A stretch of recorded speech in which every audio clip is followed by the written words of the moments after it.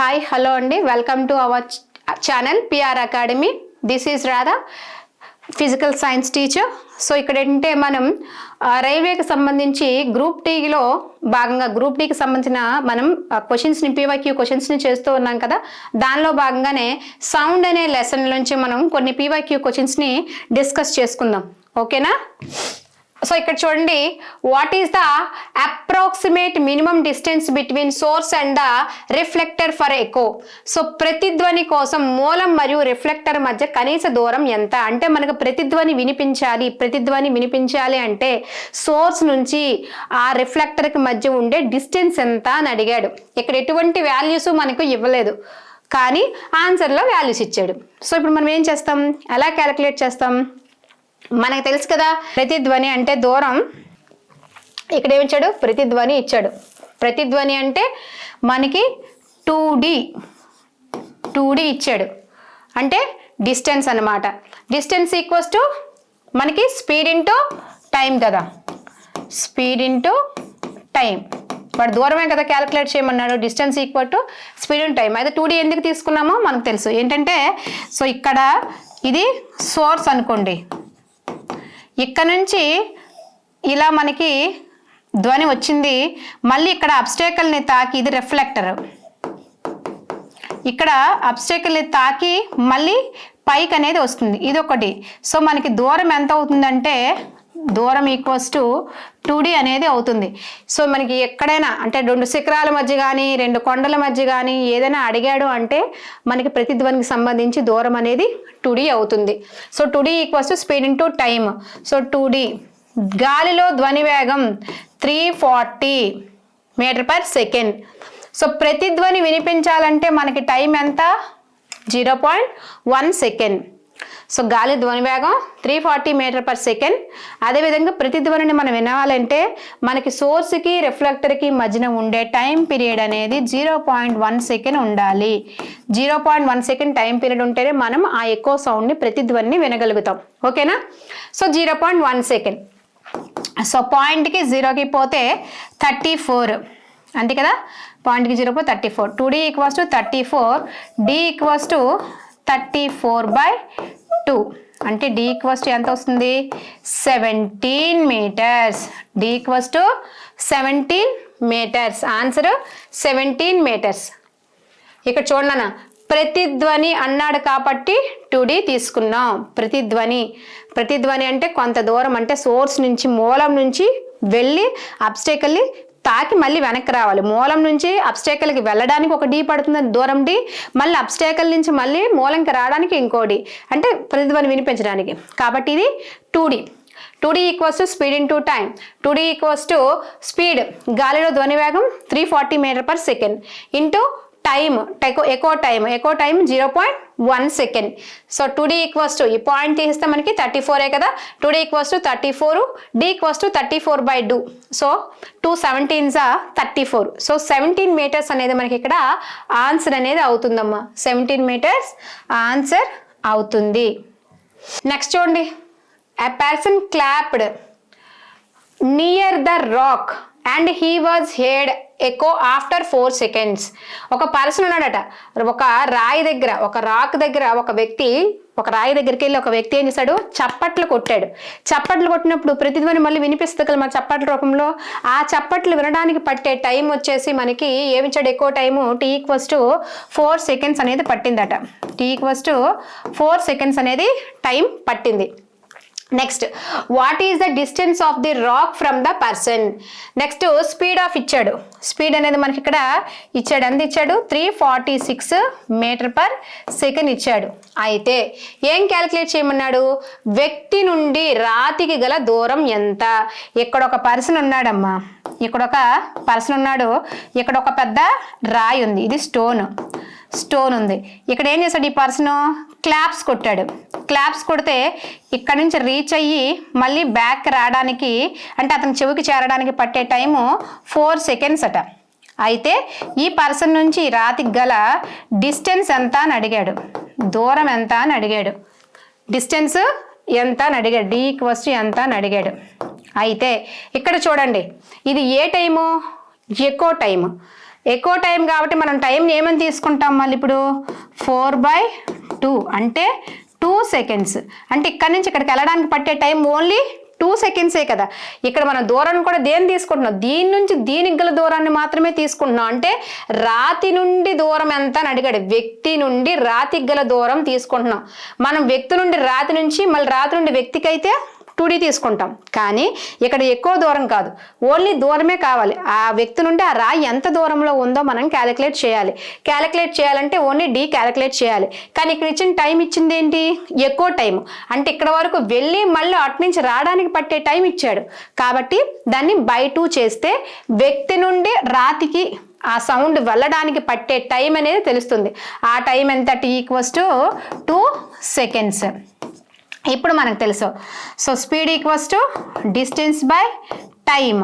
So distance equals to ఏమొస్తుంది, speed into time. Speed into time, speed ఎంత 346 into time 2 అంటే ఎంత వస్తుంది 692 మీటర్స్ అనేది మనకి ఇక్కడ ఆన్సర్ అవుతుంది. 692. మనం ఈజీగా ఇక్కడ ఏంటంటమ్మా ఆన్సర్ మొత్తం కూడా మల్టిప్లై చేయాల్సిన అవసరం లేదు. యూనిట్ డిజిట్స్ని కూడా తీసుకొని మనం మల్టిప్లై చేసుకొని ఆన్సర్ చేసుకోవచ్చు. అంటే ఇక్కడ చూడండి ఆన్సర్స్లో అంటే త్రూ ఆప్షన్స్ ద్వారా కూడా మనం వెరిఫై చేసుకోవచ్చు. 1384 మీటర్స్. సో యూనిట్ డిజిట్లు ఇక్కడ 4 ఉంది, ఇక్కడ 3 ఉంది, ఇక్కడ 2 ఉంది, ఇక్కడ 6 ఉంది. అంటే అన్నీ కూడా డిఫరెంట్గా ఉన్నాయి. ఈ డిఫరెంట్గా ఉన్నప్పుడు మనం ఫస్ట్ ఈ రెండింటిని మల్టిప్లై చేస్తే సరిపోతుంది. 6 2 12 కదా, అంటే 2.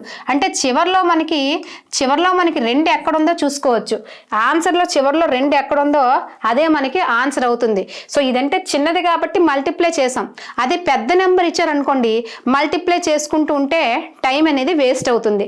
అలా టైం వేస్ట్ చేయకుండా మనకి ఆప్షన్స్ చూసుకుంటే ఆప్షన్స్ అన్నీ డిఫరెంట్గా ఉన్నాయనుకోండి, యూనిట్ డిజిట్లో ఆప్షన్స్ డిఫరెంట్గా ఉంటే మనం ఖచ్చితంగా ఆ యూనిట్ డిజిట్లోనే మల్టిప్లై చేసుకుంటూ ఒకటి మల్టిప్లై చేస్తే సరిపోద్ది, డైరెక్ట్గా ఆన్సర్ అనేది మనం పెట్టవచ్చు.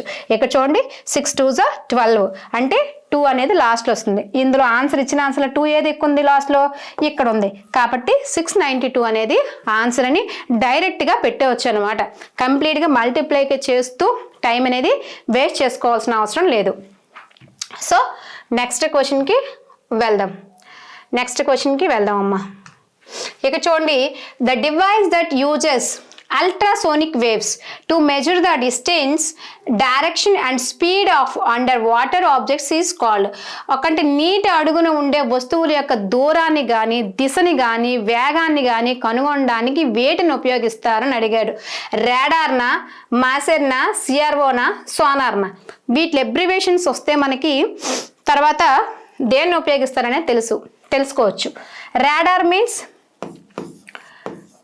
Radio detection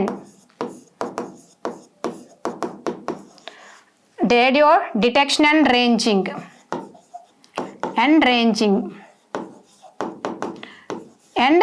ranging. సిఆర్ఓ చూడండి, cathode ray oscilloscope.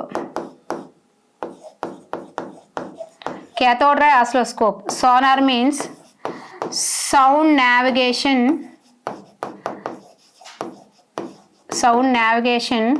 and ranging.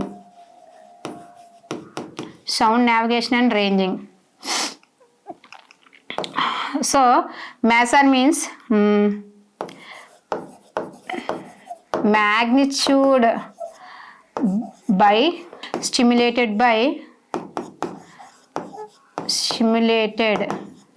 by emission of radiation.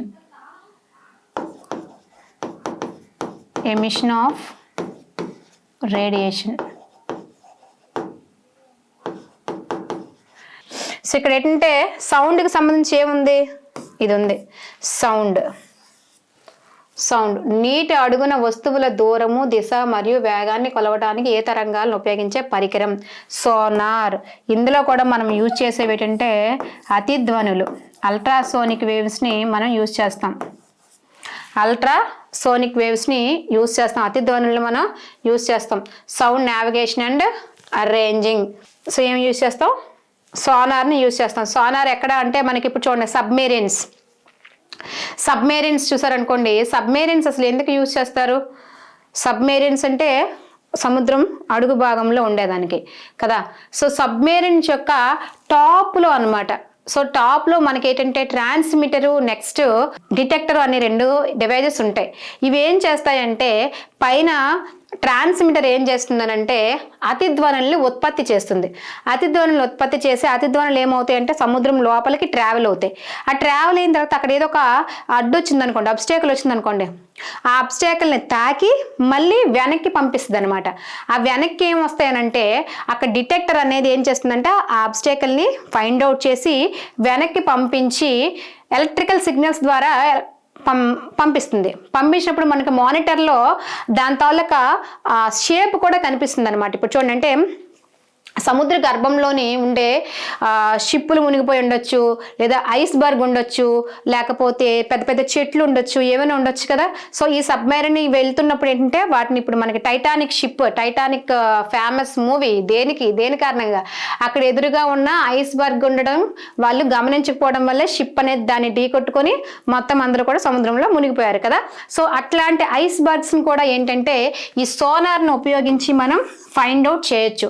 ఈ సోనార్లో 2 టైప్స్ ఆఫ్ మిషన్స్ ఉంటాయి. ఒకటి ట్రాన్స్మిటర్, 2 డిటెక్టర్. ట్రాన్స్మిటర్ ఏం చేస్తుందంటే అది కూడా సబ్మెరీన్ పైన ఉంటుంది. అది ఏం చేస్తుందంటే అతిధ్వనుల్ని సముద్రం లోపలికి పంపిస్తుంది. ఇక్కడ ఉండే కింద నుండే డిటెక్టర్ ఏం చేస్తుందంటే ఎక్కడైనా అబ్స్టేకల్ తగలగానే అది డిటెక్ట్ చేసి వెంటనే అతిధ్వనుల్ని పైకి ఎలక్ట్రికల్ సిగ్నల్ రూపంలో పైకి పంపిస్తుంది. అక్కడ ఏంటంటే ఆ ఒక అబ్స్టేకల్ ఉందని తెలుస్తుంది. అదే విధంగా దాని షేప్ కూడా తెలుస్తుంది. అంటే అక్కడ ఏమైనా పెద్ద పెద్ద ఫిషెస్ అంటే తిమింగలాలు లాంటివి ఉన్నాయా, ఐస్ బర్గ్స్ ఉన్నాయా, లేకపోతే ఏమైనా పెద్ద చెట్లు ఉన్నాయా, లేదా అదర్ షిప్ ఏదైనా ఉందా, ఇట్లాంటి విషయాలు క్యాలిక్యులేట్ చేయొచ్చు. అదేవిధంగా సముద్రం యొక్క లోతును కనుగొనడానికి కూడా మనం ఈ సోనార్ని ఉపయోగిస్తాం. Sound navigation and ranging.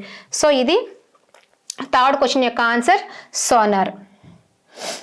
Sonar అనే 3rd క్వశ్చన్ యొక్క answer. Next, so echocardiogram is a more closely related to.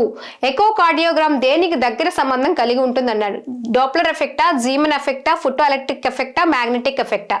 So Zeeman effect అనేది ఏం ఇండికేట్ చేస్తుందనంటే మనకి ఒక స్పెక్ట్రమ్, మ్యాగ్నెటిక్ స్పెక్ట్రంలో కనుక మన మ్యాగ్నెటిక్ స్పెక్ట్రంలో లైన్స్ని పంపిస్తే అవి ఏంటంటే స్ప్లిట్ అవుతాయి. మ్యాగ్నెటిక్ లైన్స్ అనేవి స్ప్లిట్ అవుతాయి అనమాట.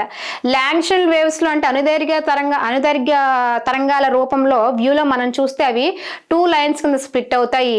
తిర్యక తరంగాల రూపంలో అంటే ఎట్లా అనమాట. లంబంగా చూస్తే మనకి ఇక్కడ ఏంటంటే ఒక స్పెక్ట్రోస్కోపీ ఉంటుంది. ఈ స్పెక్ట్రోస్కోపీ లాగా ఇలా అనుకోండి. ఇక్కడ మనం ఏంటంటే 2 బలమైన అయస్కాంతాలు పెడతాం, నార్త్ సౌత్. ఇక్కడ ఏంటంటే మనం ఇలా కనుక చూసాం అనుకోండి, అంటే ఇక్కడ దీనికి ఏముంది, రేస్ అనేవి ఇలా వెళ్తాయి కదా, ఇలా వెళ్తాయి. ఇది పర్పెండిక్యులర్గా చూస్తే మనకి ఇక్కడ 3 లైన్స్ కనిపిస్తాయి. అట్లా కాకుండా ఇలా కనుక చూస్తే మనకి 2 లైన్స్ అనేవి కనిపిస్తాయి. అంటే ఇక్కడ ఏంటంటే మ్యాగ్నెటిక్ లైన్స్ తాలూకా స్ప్లిట్టింగ్ అనేది జరుగుతుంది. మ్యాగ్నెటిక్ లైన్స్ తాలూకా స్ప్లిట్టింగ్ జరుగుతుంది కాబట్టి జీమన్ ఎఫెక్ట్ అనేది కాదు. ఫోటో ఎలక్ట్రిక్ ఎఫెక్ట్ ఎలక్ట్రాన్ని ఈ ఫోటో ఎలక్ట్రిక్ ఎఫెక్ట్కే కదా మనకి సివి రామన్ గారికి నోబెల్ ప్రైజ్ అనేది వచ్చింది. సో ఇక్కడ ఏంటంటే ఫోటో ఎలక్ట్రిక్ ఎఫెక్ట్ ఏంటంటే ఎలక్ట్రాన్స్కి సంబంధించింది, ఇది కాదు. నెక్స్ట్ మ్యాగ్నెటిక్ ఎఫెక్ట్, ఇది మ్యాగ్నెట్ని యూజ్ చేసి వచ్చేది మ్యాగ్నెటిక్ ఎఫెక్ట్. అంటే ఇప్పుడు చూడండి, ఈ మ్యాగ్నెటిక్ ఫీల్డ్ని జనరేట్ చేయడం అనమాట.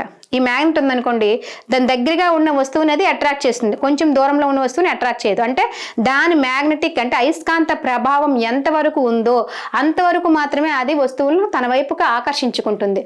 ఆ ప్రభావాన్ని అయస్కాంత ప్రభావం, మ్యాగ్నెటిక్ ఫీల్డ్ అని అంటాం.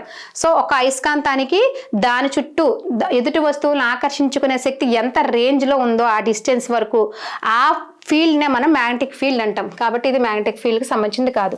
సో డాప్లర్ ఎఫెక్ట్ అనేది మనకి ఎకోకార్డియోగ్రామ్ అనే దానికి సంబంధించింది. ఎకోకార్డియోగ్రామ్ అంటే ఏమీ లేదమ్మా, మనకి ఇన్విజిబుల్ సౌండ్స్ అంటే మన హార్ట్ బీట్ ఉందనుకోండి, హార్ట్ బీట్ తాలూకా సౌండ్స్ని కూడా ఇది ఏం చేస్తుందంటే వినిపిస్తాయి. ఒక మానిటర్లో ఇవన్నీ కూడా మనకి చూపిస్తాయి. హార్ట్ బీట్ ఎలా వర్క్ చేస్తుంది, ఫంక్షనింగ్ ఎలాగా అనేదాన్ని ఏంటంటే ఎకోకార్డియోగ్రామ్లో మనకి కార్డియోగ్రామ్ చూడండి పేరులోనే ఉంది కార్డియో. మనం ఏం చేస్తాం, గుండెకి సంబంధించిన డాక్టర్ని ఏమంటాం? కార్డియాలజిస్ట్ కదా. సో గుండె లోపల ఉండే ఆ మన హార్ట్ బీట్ని ఎలా వర్క్ చేస్తుందో తెలుసుకోవడానికి ఈ కార్డియోగ్రామ్ని, ఎకోకార్డియోగ్రామ్ని యూజ్ చేస్తాం. ఎకో అంటే ప్రతిధ్వని కదా, కార్డియో సో పేరులోనే ఉంది ఎకోకార్డియోగ్రామ్ అంటే గుండెకి సంబంధించిన ఆ ధ్వనిని వినడానికి మనం ఇది ఎకోకార్డియోగ్రామ్ని యూజ్ చేస్తాం. అందులో ఏంటంటే ఇది డాప్లర్ ఎఫెక్ట్. ఈ డాప్లర్ ఎఫెక్ట్లో ఏంటంటే ఇన్విజిబుల్ సౌండ్స్ కూడా మనం వినొచ్చు అనమాట. ఇన్విజిబుల్ సౌండ్స్ కూడా వినొచ్చు. నెక్స్ట్ క్వశ్చన్ ఇక్కడ చూడండి. What are the main instruments in a sonar? So which are used to find the distance, direction and speed of an under water body. సో ఇప్పుడు ముందే చెప్పాం మనం సోనార్లో మనం ఎటువంటి ఇన్స్ట్రుమెంట్స్, ఏటేంటి ఇన్స్ట్రుమెంట్స్ని యూజ్ చేస్తారని అడిగారు.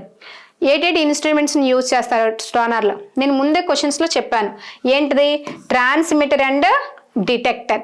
Transmitter, detector. ఈ ట్రాన్స్మిటర్ ఎందుకు యూజ్ చేస్తారంటే ఇవన్నీ కూడా మనకి అతిధ్వనుల్ని సముద్రంలోకి పంపుతాయి. అతిధ్వనుల్ని ఇవి ప్రొడ్యూస్ చేస్తాయి అన్నమాట.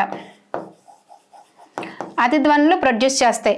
ఈ డిటెక్టర్ ఏం చేస్తుందంటే అక్కడ ఏదైతే అబ్స్టేకిల్ ఉందో అబ్స్టేకిల్ని ఫైండ్ అవుట్ చేసి పైకి ఎలక్ట్రికల్ సిగ్నల్స్ ద్వారా, అంటే అతిధ్వనులు ఎలక్ట్రికల్ సిగ్నల్స్గా మార్చి పైకి పంపిస్తుంది అనమాట. ఇదేం చేస్తుందంటే convert into electrical signals. Convert into electrical signals.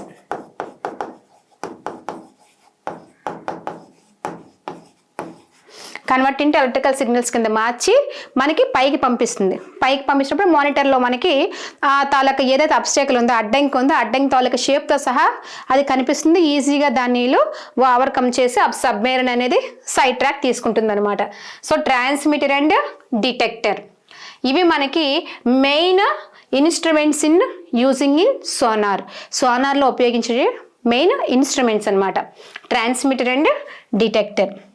మనకి న్యూ ఇయర్, పొంగల్ ఆఫర్స్లో భాగంగా 1500 వర్తబుల్ అయినటువంటి కోర్స్ ఇప్పుడు మనకి జస్ట్ 749 రూపీస్కే మన పిఆర్ అకాడమీ యాప్లో అవైలబుల్గా ఉంది.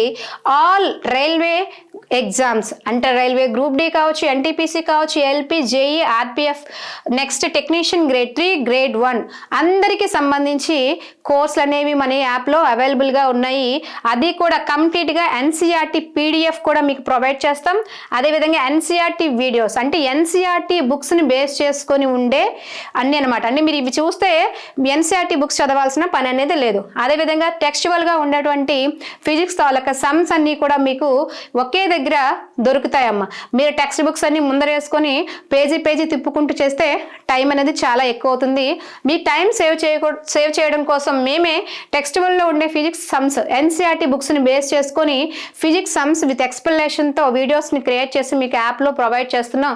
సో మీరు ఖచ్చితంగా ఈ యాప్ని డౌన్లోడ్ చేసుకొని మన ఈ కోర్సుల్ని పర్చేస్ చేసుకోండి. ఇది జస్ట్ ఈ ప్రైస్ అంటే 749 ప్రైస్ అనేది జస్ట్ 3 days మాత్రమేనమ్మా. ఇంకా నెక్స్ట్ 1500కి అది రీచ్ అవుతుంది. కోర్స్ 3 days, అది కూడా మన న్యూ ఇయర్ అండ్ పొంగల్ సందర్భంగా ఈ ఆఫర్ అనేది ఉంది. ఈ స్పెషల్ ఆఫర్ అనేది మనకి ప్రెజెంట్ రన్ అవుతుంది. సో ఇంకా 3 days మాత్రమే అవైలబుల్గా ఉంటుంది. తొందరగా మీరు పర్చేస్ చేసుకోండి. ఓకేనా? Thank you.